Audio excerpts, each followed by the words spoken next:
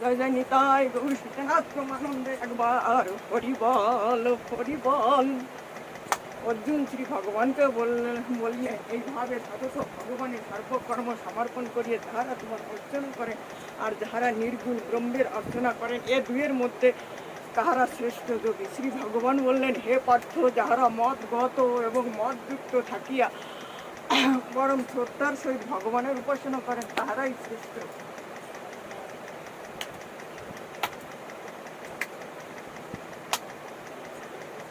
কিন্তু যাহারা নির্গুণ ব্রহ্মের উপাসনা করেন তাহাদের অধিক কষ্ট ভোগ হয়, কেননা দেহি নির্গুণ ব্রহ্মলাভ খুবই কষ্টকর।